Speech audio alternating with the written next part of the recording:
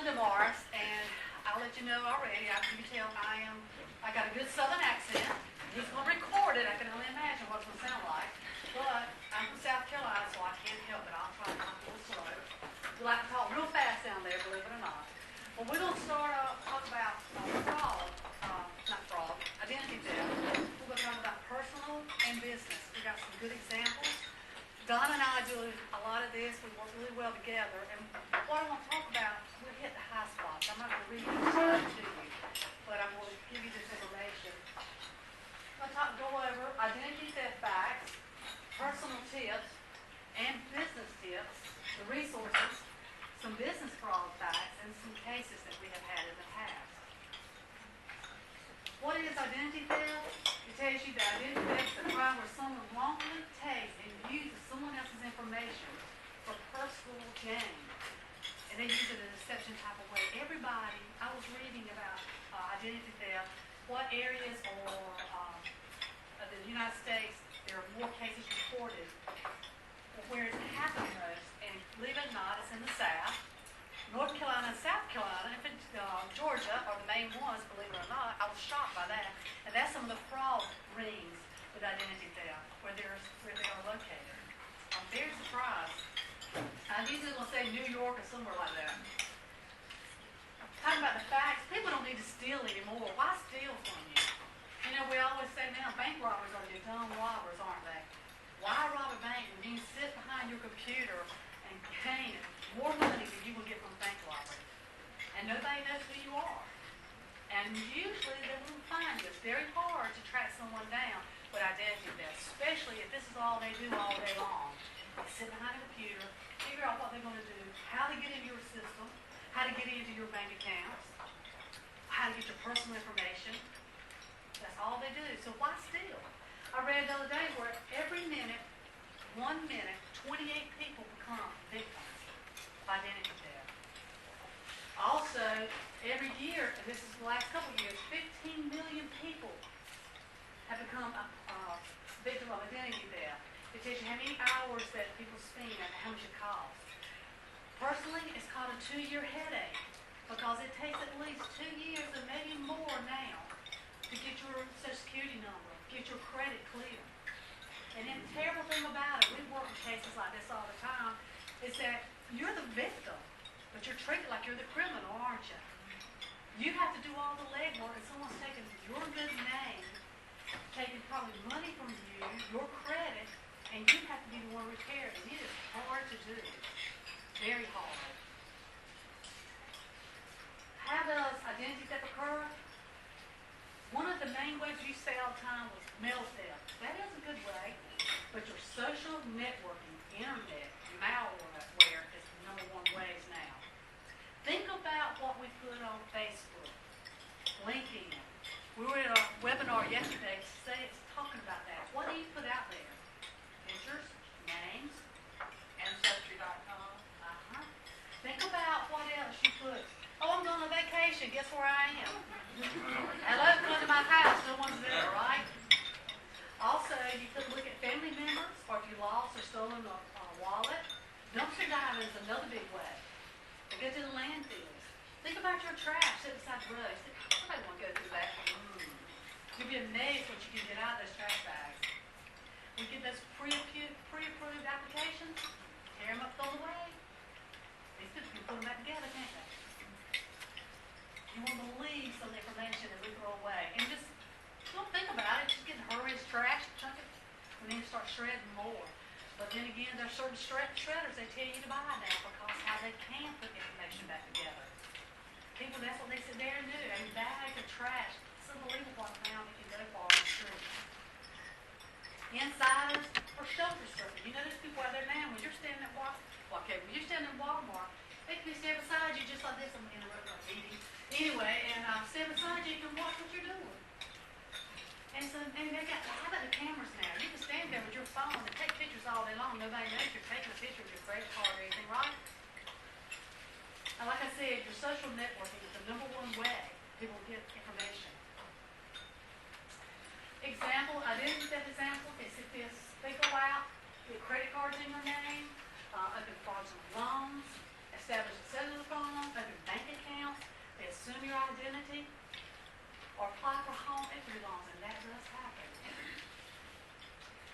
You could be a victim if you fail to get your statements. You start receiving calls. Do you check your statements? Do you make sure those are your charges? I get on my mom a lot about that. I said, you need to look at this. Make sure this is, you have done this. You purchased that. Because you got a certain time limit too. You got to report that. You need to pay attention to those kind of things. Your responsibility, you need to notify the fraud department of the 3 major credit bureaus immediately. If you think you have become a victim of identity theft, that's the first thing you need to do is to notify your creditor. Notify the bank, any credit cards you have, you need to notify them immediately, and then contact the police or the Social Security Administration. This is some information here. It tells you where to go to report. The credit bureaus, the Federal Trade Commission, Social Security. I went online, and Virginia has a really good a lot of good information about identity theft. If you go to the Attorney General's website, they got a lot of good stuff. I went out there yesterday just looking through it. They have a good pamphlet that gives you a lot of good ideas, prevention tips. So we're going to go there and research that information. But everybody needs to pull their credit report at least once a year. Who does that? You go to annualcreditreport.com, and that is truly a free credit report. You can pay more to see other stuff, but the basic, what you need, you can get on annualcreditreport.com. Who checks their children? That's some information we put out for you. Because that's one of the number 1 socials they steal is your children and deceased people. Those are the 2. Children. And you think, why did I get my child? Well, child's 5 years old, 3 years old, think about it. New social, new person in the country. Social's not going to be all business. You need to check your children's socials. Personal tips for identity theft. Like I said, check your credit report at least once a year. Shred your financial documents. Pay attention to your billing cycle.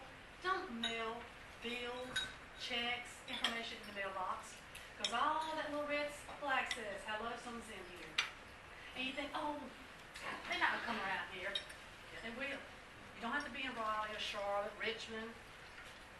You don't have to be in places like that. Small areas get just as much attention as the big areas. Pay attention to what you put in that mailbox. Guard your social. You don't need everything in your wallet and your purse. I have got on my mom more times than one. I finally got where her purse made it so 10 pounds, not 5 pounds. She has taken out some of that stuff. Because you don't need it all. And when you go shopping, you don't need all these cards or your information. Just have 1 or 2. Have a small purse. Have something you can keep close to, because people will. You hear how they steal from people. They go up and grab the purse and run. You need it into your wallets. And if you do, make copies of your credit cards. Because if your credit cards are stolen, who are you going to call? Well, I got one with Capital One, but what number do I call? I don't even have my account number. Because a lot of billing sites don't put your account numbers on there anymore, do they?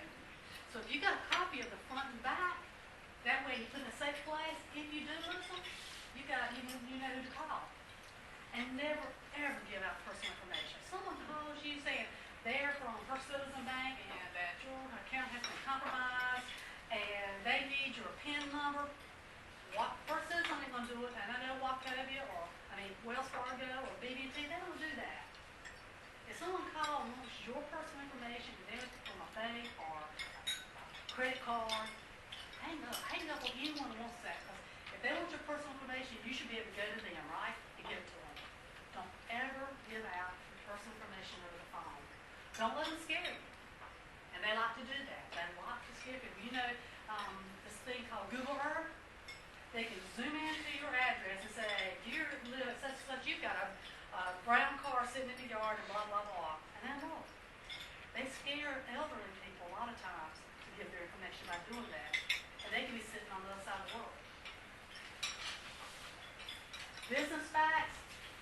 80% of business will have some type of fraud perpetrated against them. 56% of the business have experienced an electronic fraud, and that is going up. Because we use more electronic equipment now, computers, we bank online, we do a lot more of that, pay our bills online, right? So that is going up. Business tips, segregate your financial responsibilities. If you have an office, you've got an office manager, Make sure whoever is balancing your statements is not the person signing the checks. And make sure you divide the duties. We have worked many cases where we've got a trusted employee. She's been with us 15 years. She's a family friend, but she stole $2 million from me. I've worked a case like that. Donna's probably cases like that. Just because you feel like they're family, you always need to put that guard up. This is your livelihood, in the business, right? You need to segregate the duties, review the statements, the cancel checks. Make sure your checks are locked up. Don't leave your checkbooks laying out. Put them in a drawer, lock them. Because you never know who's coming into your office or could get to the back room, right? Always lock those. Do random audits. Have electronic payment system.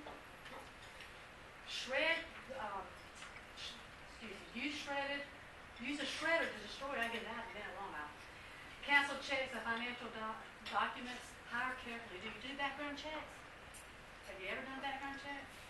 And I know I had a case where I was working and the lady had a record, but she was a trusted employee, and the man didn't know she had a record, and she took several millions from him. If he'd have done a background check, he would have known. When you hire carefully. And then take advantage of whatever services that any financial institution that your bank uses. We use Positive Pay, I think some other ones do too. And there's more information regarding that. This is something here Donna pointed out about your digital copiers. They're full of secrets, aren't they? They have a hard drive in them. You want to tell them about a hard drive, Donna, a little bit about that?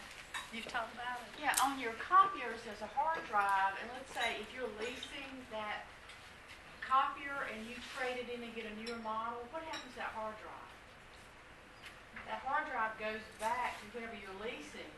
Say you're a tax preparer and you Xerox some of your returns. On those returns are Social Security numbers, right? Income, other information. Well, on that copier, if you turn it back in, suppose that goes to another business.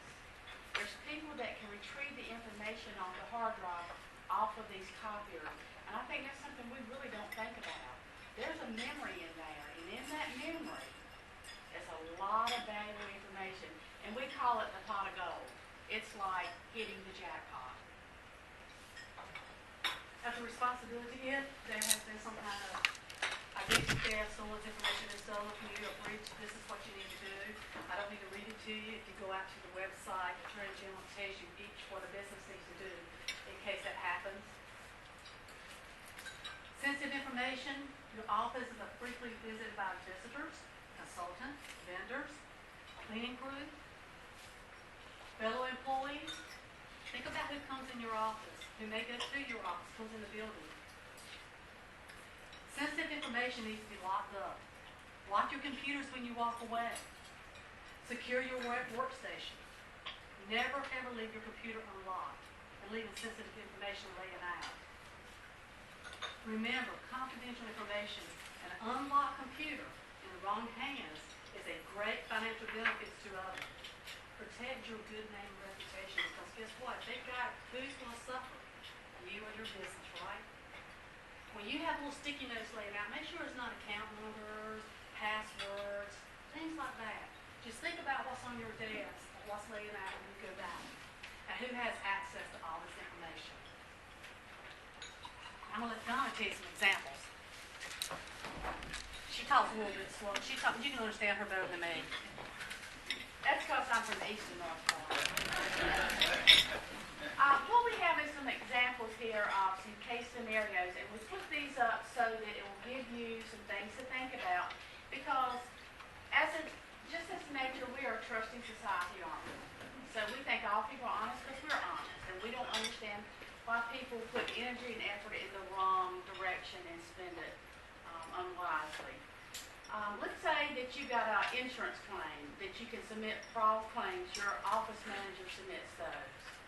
Once the checks are mailed to the insurance companies, you have an employee in your back room that can go in and add her name on the payee line. This is within your business. Can this happen? Do you have checks and balances? This individual, and she worked in the mailroom, In 2 years' time, she supplemented her income $32,000 by altering checks. Have another situation where an employee kept low-dollar checks for herself. This involved a medical situation. She forged the patient's name, endorsed it, and cashed them at a local type check cashing store in the area. 1 year's time, $5,000. But all this came out of your business. The employee was responsible for picking up the mail and taking deposits to the bank. The trusted employee would cash checks payable to the business by forwarding the endorsement. Do you know what's coming into your business? Do you have control of what's coming in? Who handles making your deposits? Who handles picking up the mail? Do you have control? What we call separation of your duties. 1 year's time, this individual, $30,000. Another situation, a company bookkeeper prepared duplicate payroll checks for an employee no longer with the company. Do you truly know who's working for your company, and when you sign those payroll checks, that they truly are working there? A lot of companies have so many employees that they feel like that all they can do is get the payroll prepared every week and get it out. That's their main concern. But make sure you've got proper controls in place, that someone knows that you truly have an individual that is working. Church. Linda gets on me because I have some preacher cases every now and then, but occasionally we'll have some problems with churches, and authorized signers prepare checks off the church account, and they'll misuse the church account, write checks for different things, when truly they're not expenses that need to be paid, or they have a credit card that's related to the church. They misuse that. School system. Had a situation with an individual that had worked for the school system over 4 years. She was the treasurer of an education foundation. She would prepare the checks payable to the school system, and then she would then divert that money from the school system into another account related to the school system where she was an authorized signer on the account. And once somebody's an authorized signer, they then can write checks, can't they? It's like, if you have a joint account, you put someone on that account with you, they have access and authority to write checks. By doing this, she, in over 4 years, about $400,000. And this hit a county school system. Another situation, a family business, 10 years, over $750,000. A 20-year employee, trusted office manager. She was a corporate officer. She paid the bills and balanced the bank statements. She had total control of everything. She also paid her own bills, her own expenses. So she supplemented her income about $750,000 for 10 years. Law firm. Believe it or not, we have problems, or they have problems. Have an attorney. She hired someone that had a criminal history.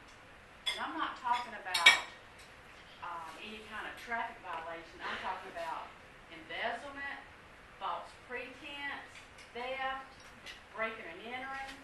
A law firm hired this individual as a paralegal and then gave her authority to sign checks on the operating account and the trust account.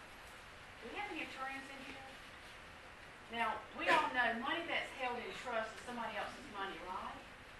But when you're handling a trust account, you could actually lose, if your attorney could lose your license if that trust account is misused and mishandled in any way.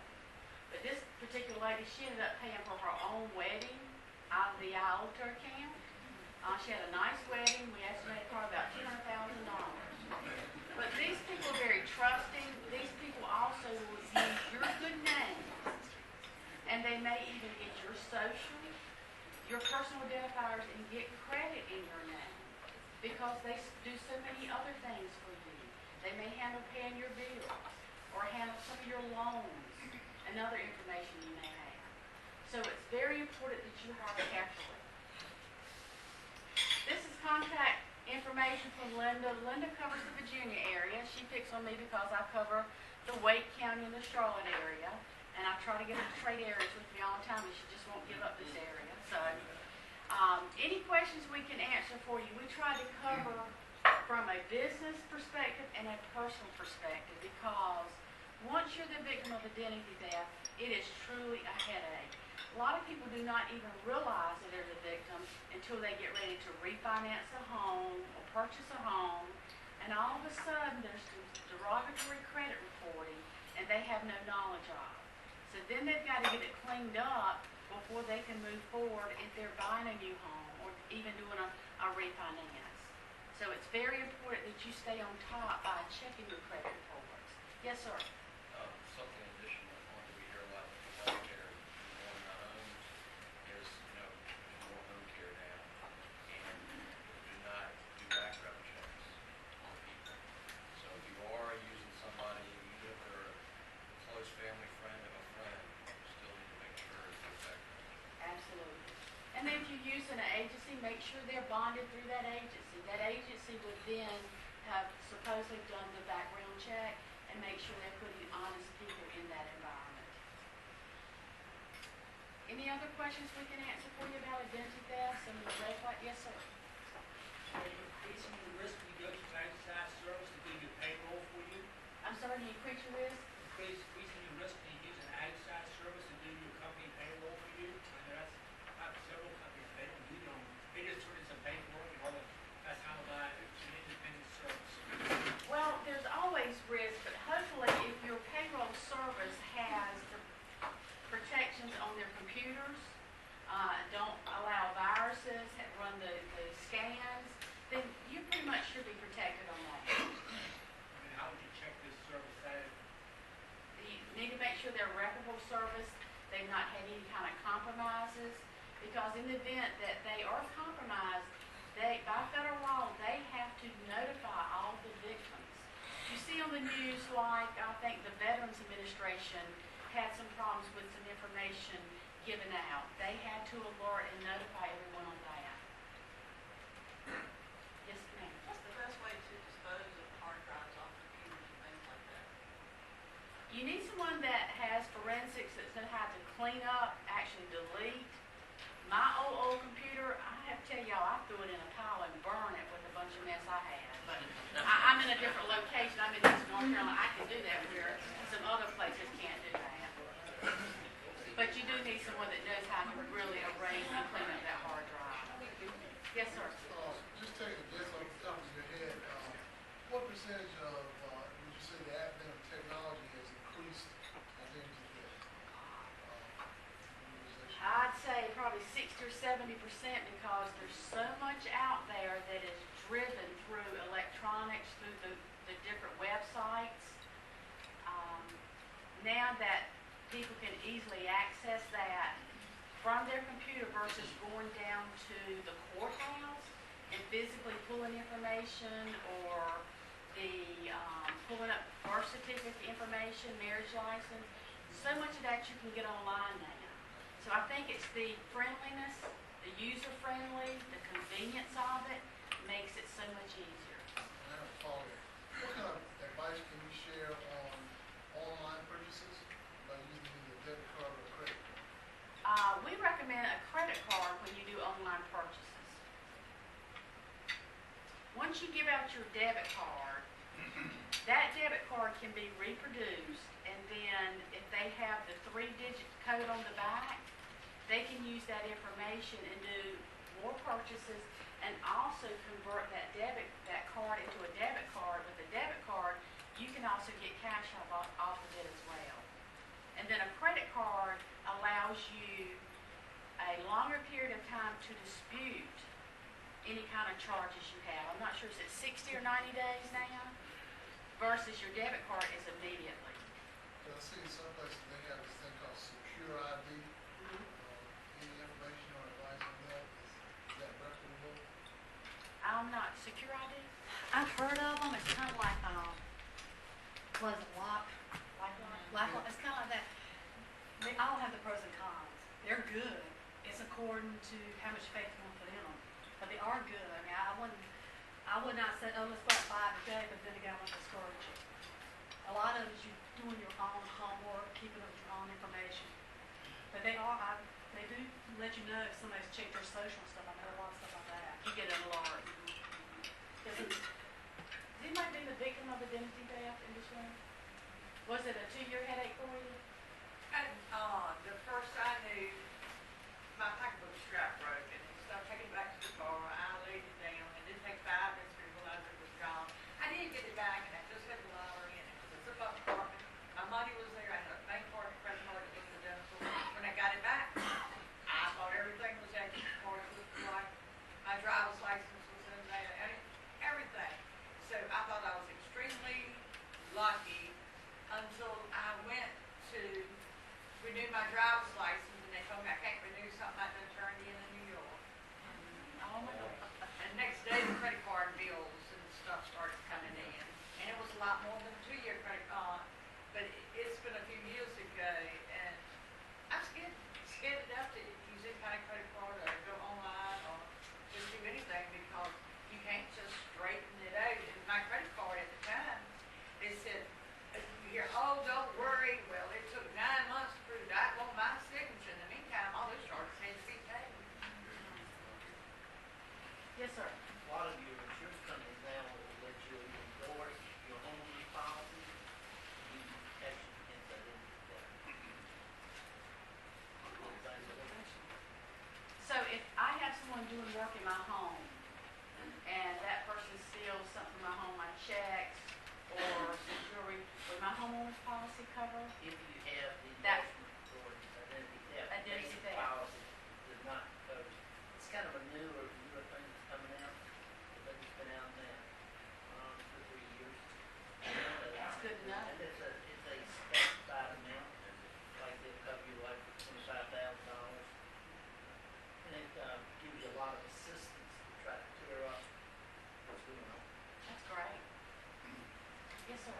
I had an instance just yesterday where it's not exactly identity theft, but I was informed that they were going to renew my virus protection on my computer, which I thought was odd because I only had gotten the computer a couple of months ago, and it was like for a year I would have it.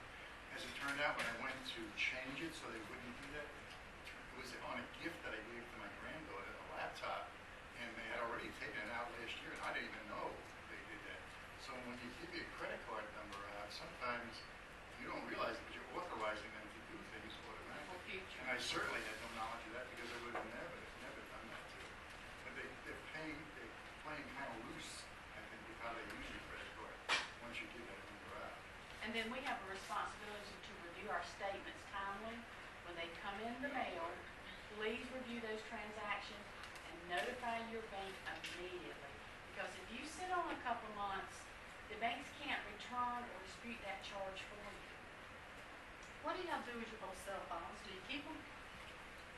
If you do, give them, sometimes you give them to certain groups that give them to for wives or husbands overseas, stuff like that. Make sure all that information is deleted. That's another way people can get your information. I heard that on the news the other day through your cell phones. They do old cell phones that you may have laying around or you're giving them to somebody. I've got kind of an involved question. I'll try to make it as simple as I can. I come from a background of child protective services, child abuse investigations, and years ago, we would investigate about child sexual abuse, and we thought danger stranger, that the people who were molesting kids were strangers to the children. What we found out was the vast majority, like 94% of the people who molested children were known to the children, well known to the children. Now, I'm wondering, in this world of identity theft, we operate in a world of adult protective services now also. And our experience has been that the people who exploit the elderly and take their credit cards or use their funds are known to the elderly, known very well to them, are in trusted relationships. So I'm wondering, in terms of identity theft, is the threat greater from the unknown or the known trusted? I would say the non-trusted, as far as coming into your home or what I'm talking about is like usually. I'm not talking about we with deal the with frail elderly perhaps and overall. the cases we deal with elderly a lot of times, they have gained the trust of an elderly person. They convince them of stuff. Of course, grandkids. And so, you're right about the elderly. They have really hit them hard. And they scare them too a lot. give any information out. It's all top secret stuff. Now, after seeing a presentation where we were at a national convention and there was an informant they had behind the curtain, and within minutes, that informant was able to go on the internet and come up with a name, a social, and was able to compromise and become that person within minutes by all different databases they're using.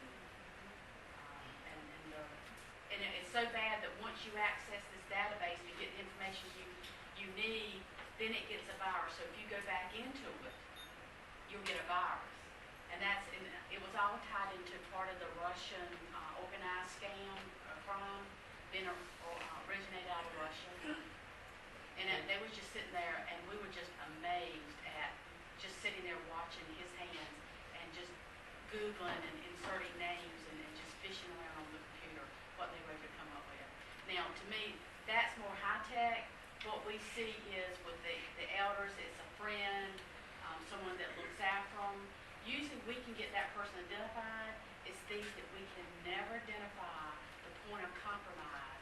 Those are the ones that are so serious because they're bigger. And that money many times is being used to fund other types of organization and activity.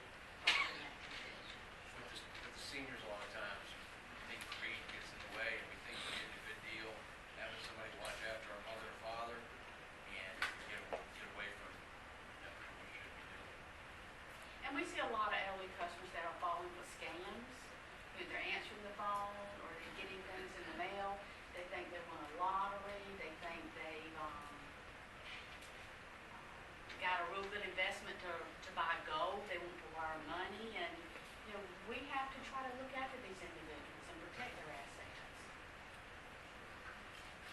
So Homeland Security, you take care of most, Homeland Security, you take better care of us than this in airports, right? I agree, but I'm gonna tell you, we've got a whole lot, on the side we work on, we see so much fraud, and this is going off on another spin, but fraudulent tax returns is a big issue where somebody can assume your identity, file your tax return. Now you might get $20 normally every year or have to pay every year. All of a sudden someone's got a tax return in your name and they're getting a couple $100,000. Well, there's a bigger problem with the IRS system and how we function, but then we've got Congress that mandated the rapid refunding and the processing that also has made this much more attractive for processing. So there's so many scams. Overall, we are a trusted society. Just know who you're doing business with, and just think, if it's too good to be true, it usually is. I mean, our parents have told us that for generations, and it is still true. It's too good to be true. And if you have neighbors and friends that you know in your church that you feel like they're falling for scams, find out who their banker is and let them know, because we want to protect our customers' assets. We want to help protect their assets because that's what we're all about, and we work hard for what we have. And that's a commitment we have at First Citizens Bank, is we want to help our customers protect their assets. Linda's given you some brochures, handed out some brochures. If you are the victim of identity theft, most banks have a larger packet that if you contact them, they can send you as well to help you work through the process. But we want you to be proactive and protect yourself so you don't become or you're not put in that position. Someone else have a question? What will you do? I mean, say I were to call you and say, I think my Aunt Mildred may be getting taken advantage of. What happens then? Well, certainly we can look at Aunt Mildred's account, and if we see what we call transactions out of the norm, all of a sudden she's starting to withdraw large sums of money. So you can do that, just, we call you and you Sure, do that? sure. And then if we have reason to believe that Aunt Mildred lives by herself, she doesn't have any family, we can certainly reach out to DSS, and that's what's called in North Carolina, to try to get some assistance for this individual. We'll try to contact a family member. It's a fine line. That's me! So that's, we work together. We like to partner with people in the community. And at the end of the day, you want to do the right thing. ready to wrap up. Any other questions before we close up the discussion? I'd just like to know that those people did serve some time for all that good money they. Well, you know, the prisons are overcrowded, so, but there are So they're some still out times there we waiting to have. get another person. Absolutely. It must have been a really spectacular wedding. Thank y'all for inviting us and letting us come and talk with you about how bad you got. We appreciate it. And the good food.